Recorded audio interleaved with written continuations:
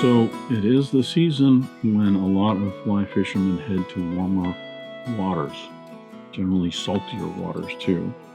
So I thought I would take a little bit of time and tie up a few saltwater patterns. If you're going after bonefish or permit, I can't think of a better fly than the gotcha. And that is this fly right here. Simple little fly to tie, not much to it.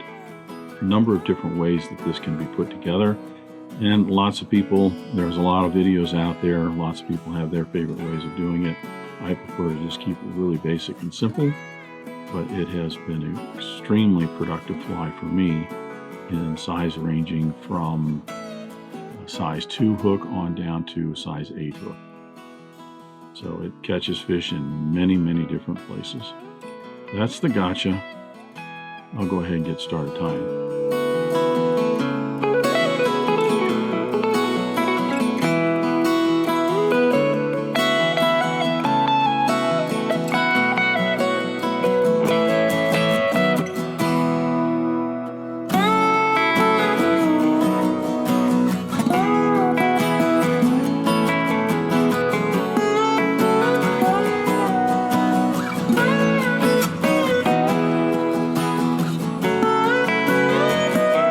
I'm going to start the gotcha with my hook and the vise. This is a Mustad 34011.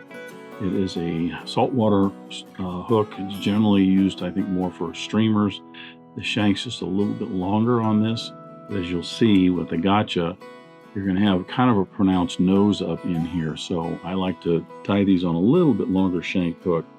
You could certainly get away with a 3407 or a Tiemco 811S is probably the more common hook. It's a little shorter shanked shrimp hook. I'll go ahead and debarb the hook.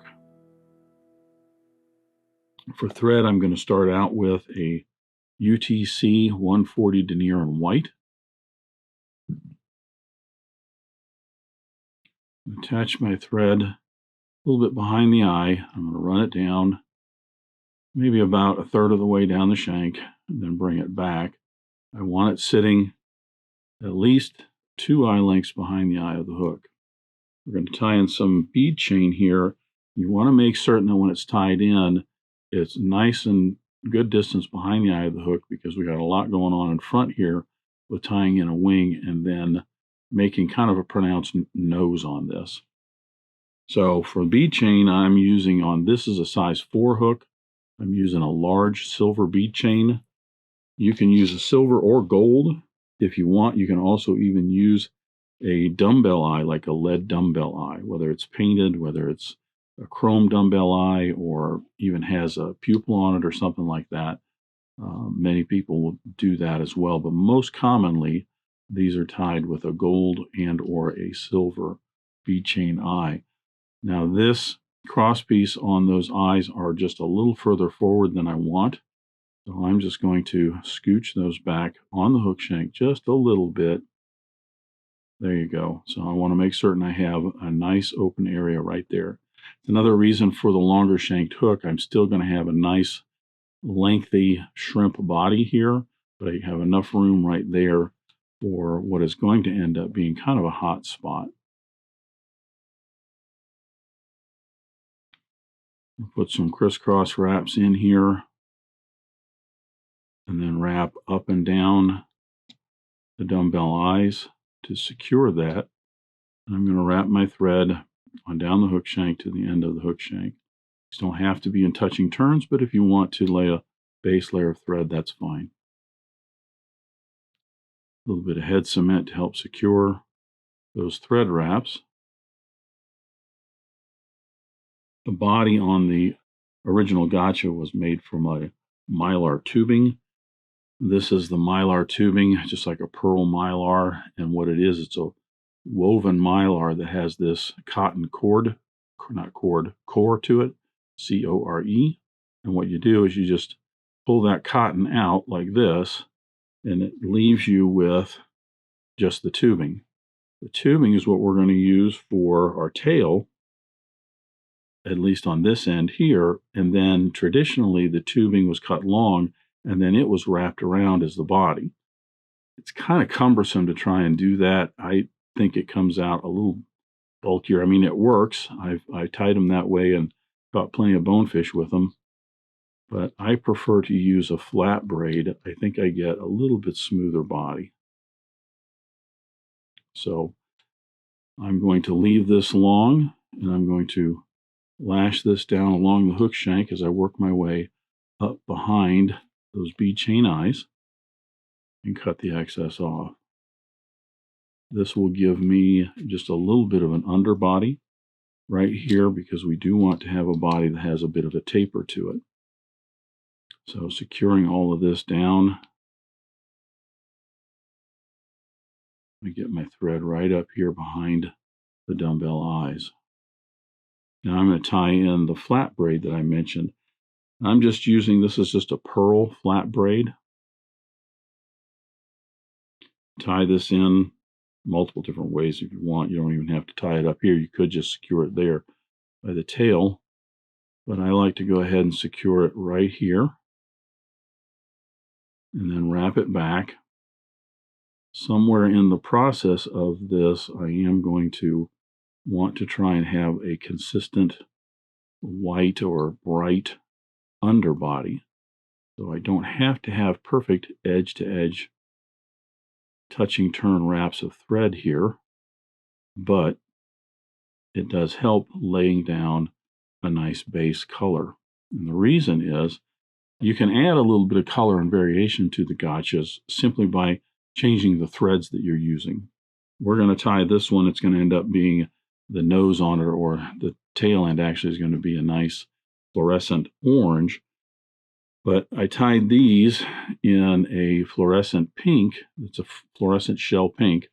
With the body, what I did is I used this more, just a lighter, more pastel shell pink.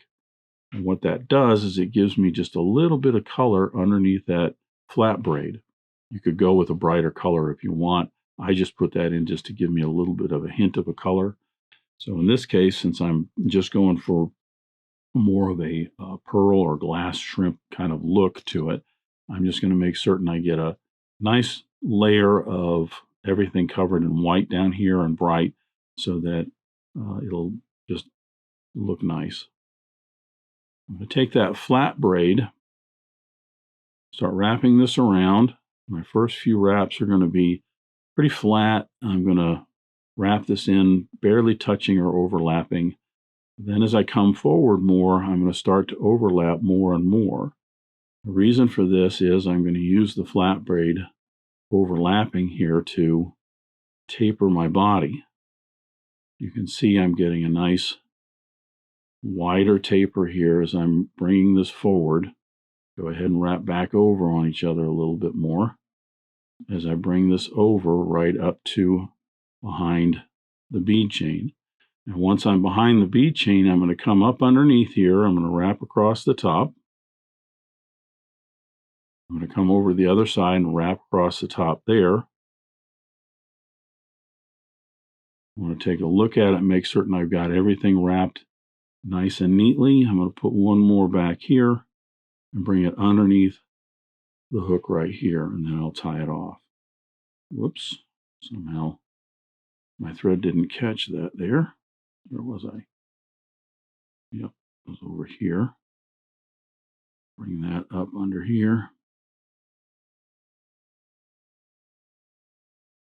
What you're looking to do is you just want to get the thread wraps here covered up just so that that kind of glassy, shrimpy looking body just continues all the way up into and past the bead chain eyes.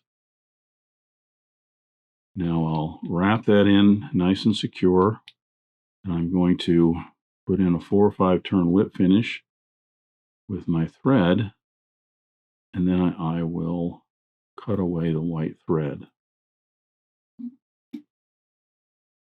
and put a little head cement on there too, just to help secure that.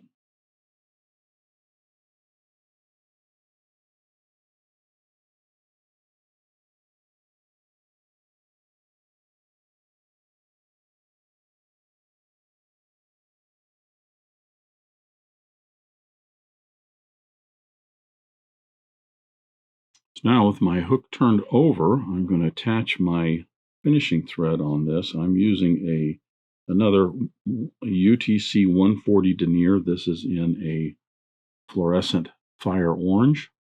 As I said, these generally are going to have a nice pronounced head to the fly right here. So you could do a fluorescent chartreuse if you want, or like I said, the pink, or even, it doesn't have to be fluorescent. You could go with just a nice bright orange or yellow or whatever you want to use. Now I'm going to put in the wing. For the wing, I'm using a craft fur. This is a extra select craft fur by Hareline. And I like this because the fibers on this are very, very long. So I don't have to worry about them being too short and not working with the size hook that I'm working with. You could use a regular craft fur or even a polar hair if you want to. That's what you have, as long as you can get something that's going to be the length that you need for the overall wing, which fortunately for the gotcha is not very thick. It's actually very sparse.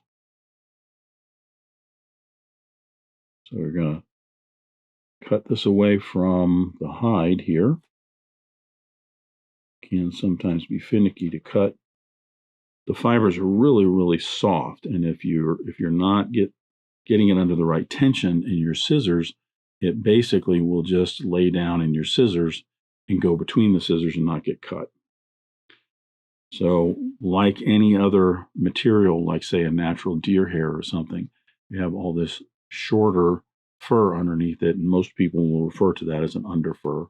So you're going to want to hold this out here about the midpoint and then get some of these shorter underfur fibers out of here.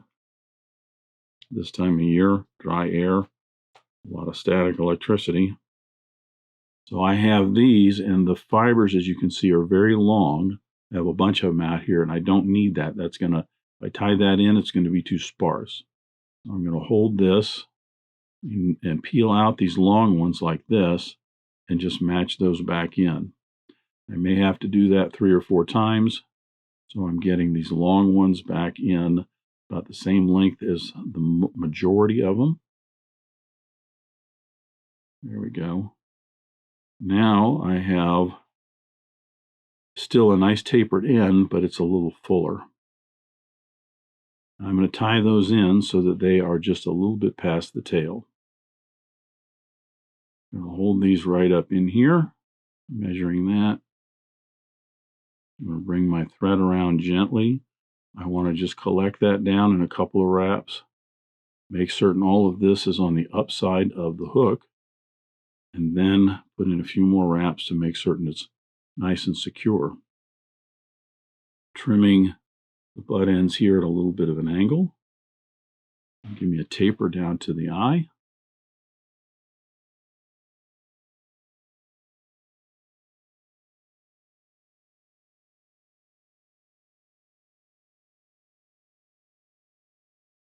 Hold on a second, that got away from me. There we go. That's what I was looking for. Now, because I want to keep my thread back here still, I've got some flash I'm going to put in here. I'm using a Wapsi flash accent in an orange. Also, this is usually referred to as like a crystal flash. I'm going to take this out. I'm going to get about 3 strands. I'll bring this up under the thread and bring it over to my side of the hook shank, but not right directly on the side, kind of on the side with the wing. I'm going to pull this back so it's a little bit longer than the tail. Holding that in place, I'll get a couple wraps in, and then I'll bring this side over and do the same thing. It's not on the direct side of the hook shank, but kind of right up here, just right along the eyeballs. That helps keep that flash on both sides of the hook and not fouling as much. I'm going to trim all that a little bit longer than the wing. Might have to moisten your fingers and wet this down just a little bit just to help keep that kind of controlled. Now I'll wrap down starting at the eye of the hook and back, and I'll cover up all those butt ends, and I will make more of a pronounced head here. Interesting, as this is in the water, the bead chain will invert this so it rides hook point up. And actually, as this is fished in the water, this end here is the tail. As this is scooching in the water like a little shrimp, the fish are going to see this as the head up here and the antenna and things like that, little wing, and this is the back end is the tail. Once I get that all covered up, looking nice, I'll put in a 7 or 8 turn whip finish here. Got a little bit of craft fur, wanting to get into the whip finish there.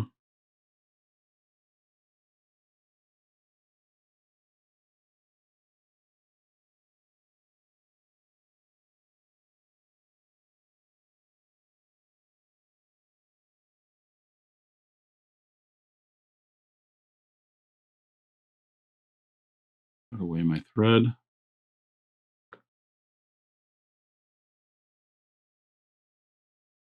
And I'm going to put some head cement on this.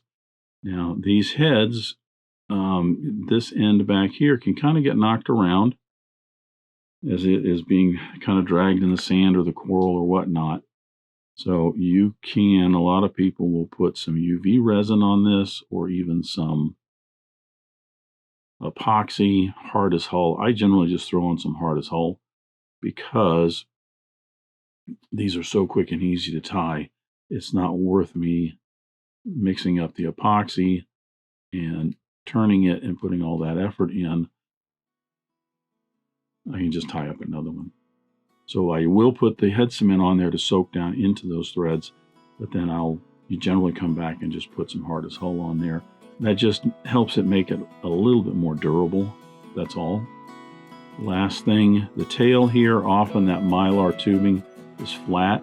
This end of it was pretty unwrapped, so that's all you're going to do is you're just going to put your point of your scissors or your bodkin in there to kind of fluff that wrap out.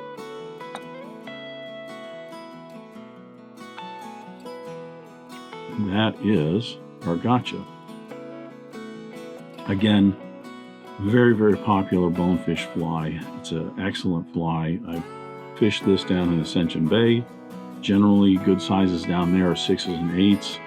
In South Andros, where I fished this before, I was fishing size 4, and the guide there had me tie up some special ones that went all the way up to a size 2/0 hook with heavier dumbbell eyes on it. He wanted them big. So very, very productive bonefish pattern, permit pattern, and some people will even tie this on 8s and 10s in a pink color or a pearl color and fish for freshwater crappie with them. Just all around nice versatile fly. That's the gotcha. Thanks for watching today. Thank you for joining me at Device today. I hope you learned a new pattern, at least a tip or trick here and there. If you'd like to help Dress Irons, you can like, comment, share, subscribe, all those wonderful things for the video. You can also head out to dressedirons.com where you can buy flies, tools, stickers, and merch, or you can join a growing community over on Locals at the Dressed Irons Fly Tying Guild. You can also donate to Dressed Irons if you want through the link at the bottom of the description. I thank everybody for their ongoing support, as it really does help the creation of these videos. And what's important is to remember, only fly tying. If you're not having fun, you're doing it wrong.